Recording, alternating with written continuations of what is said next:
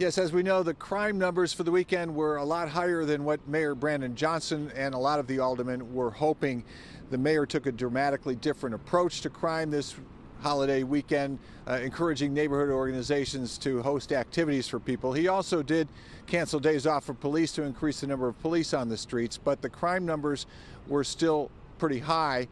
And some of his supporters say that despite the way the numbers went, they still believe that was the right approach. Crime scenes like this scattered throughout the city over the long holiday weekend, including the Lakeview neighborhood, which saw 5 shootings in 4 days. It will be the prime topic of discussion at a meeting tonight in the 44th Ward. I think there's a lot of anxiety out there. There's a lot of fear that's out there. And, you know, the residents are rightfully a little bit on edge. The Lakeview shootings included one Thursday night in the 500 block of West Melrose. Saturday, 35-year-old William Hare shot and killed in the 500 block of West Surf. And early Sunday morning, 3 people shot in the 600 block of West Berry. New Mayor Brandon Johnson hoped to deter much of this violence by pumping private money to fund nonprofit groups sponsoring activities.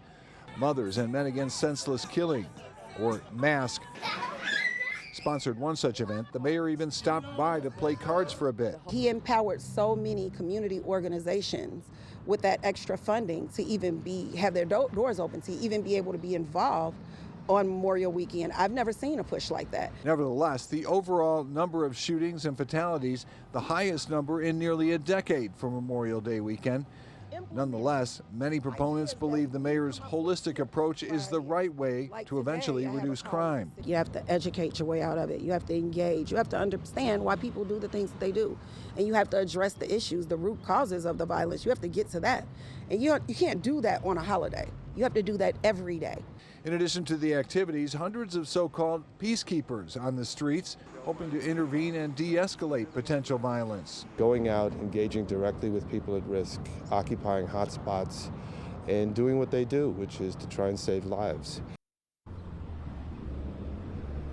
Mayor Brandon Johnson addressed the weekend crime issue in a statement his office released a short time ago. It says, in part, the violence our city experienced this weekend is intolerable. It produced pain and trauma that devastated communities across Chicago, and my heart breaks for everyone involved.